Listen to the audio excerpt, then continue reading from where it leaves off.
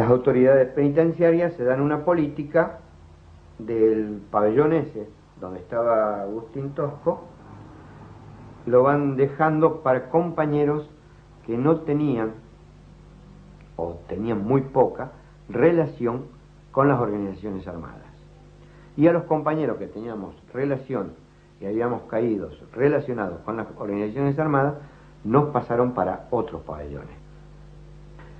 Y yo cuando paso a este pabellón, me entero de que ya estaba en danza el estudio de la fuga de Rawson. Con respecto al gringo, se da la gran problemática, porque para nosotros el primero que tenía que irse era el gringo, y después el resto. Entonces Santucho, con otros compañeros, van a planteárselo al gringo. La posibilidad de la fuga, la viabilidad de la fuga, y que él sea uno de los primeros que sale. Y yo me entero después que el gringo no aceptó. Y ahí está lo valioso de él, ¿no? No miró desde su punto de vista personal si quería o no estar libre. Él pensó desde dónde podía ser más útil a sus compañeros. Él no iba a ser útil para los compañeros que lo habían elegido que estuviera al frente del gremio desde la clandestinidad. Y fue así de que hasta en forma indirecta tuvo que aportar al tema de la fuga, porque como yo decía, el pabellón donde él estaba era uno de los que, por la composición de los compañeros que estaban, no estaban tan de acuerdo con el tema del desarrollo de la lucha armada y nada por el estilo. O sea, entonces en el pabellón de él había que tener cuidado de que no se armara en el momento de la fuga un desbande ni nada por el estilo. Y el gringo eso dijo, no, eso me garantizo yo de que el pabellón va a estar en orden. Bueno, la fuga se da como se da, falla en su totalidad, era una fuga planificada para que se fueran 110 compañeros.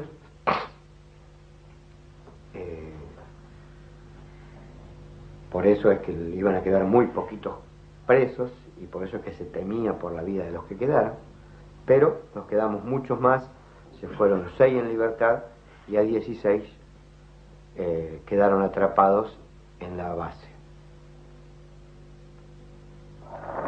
Yo recuerdo que hace un año estábamos los compañeros en el penal de Rawson enfrentando muchas dificultades.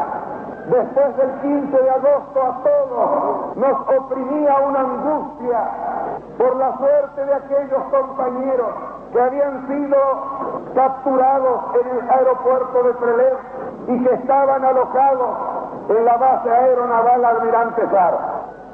La noche del 15 de agosto, que fue la última oportunidad en que nosotros podíamos escuchar radio, sabíamos que 6 compañeros habían recuperado su libertad, pero que 19 compañeros estaban en manos de las fuerzas de la represión. Esa radio, hasta que durara las pilas, nos iba a decir qué pasaba afuera. Y entre todo lo que nos dijo que el 22 de agosto habían fusilado a 16 compañeros.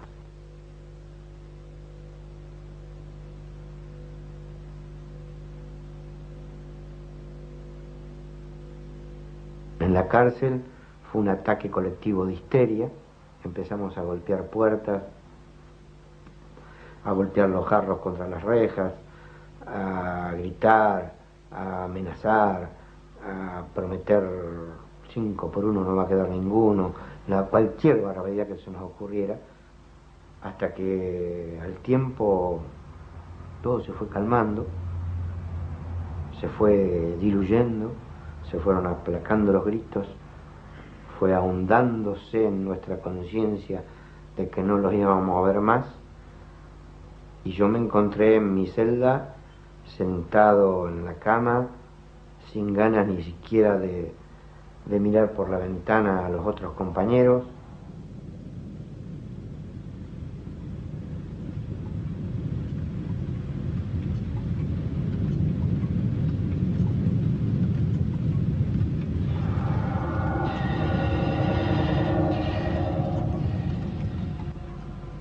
Y de a poquito alguien por la ventana empezó: compañeros, compañeros, compañeros, compañeros, los quiero escuchar, compañeros, no se caigan, compañeros, no se caigan, porque si ustedes se caen, ellos están muertos, pero está en ustedes el que los haga vivir.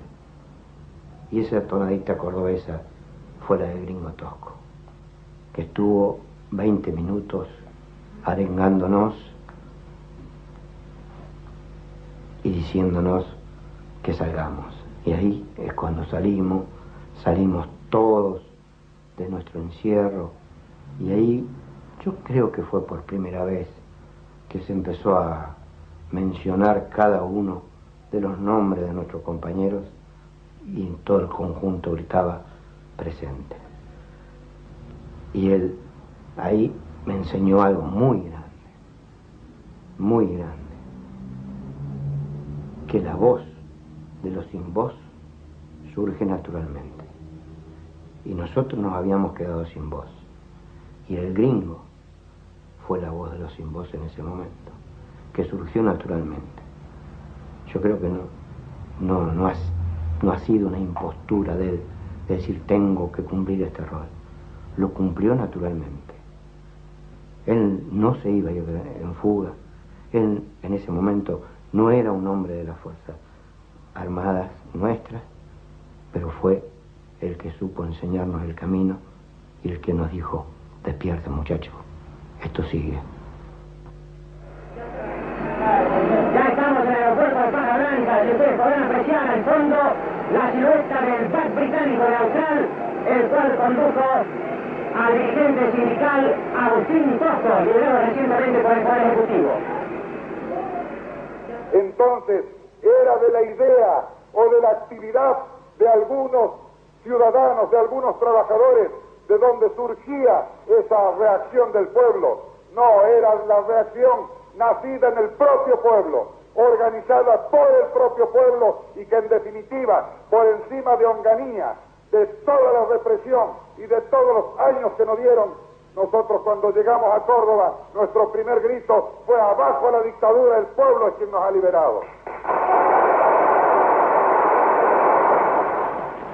Tenemos una gran emoción, sentimos una gran alegría de estar otra vez entre todos ustedes. Cuando volábamos sobre Córdoba y mirábamos esta tierra tan querida, que tuvimos que abandonar por más de 6 meses, cuando recordábamos el estar en la prisión, recordábamos a nuestros seres queridos, a nuestros compañeros, a nuestros amigos, cuando los recordábamos a ellos y sabíamos que estaban luchando con dignidad, que continuaban su lucha con firmeza, nuestro espíritu se fortalecía. En ningún momento declinó nuestra moral, porque estaba respaldada por el movimiento obrero de Córdoba, por la maravillosa juventud universitaria, por los compañeros sacerdotes del tercer mundo, por los compañeros abogados defensores, por las instituciones sociales y políticas que continuaban luchando por la justicia social y por la liberación nacional.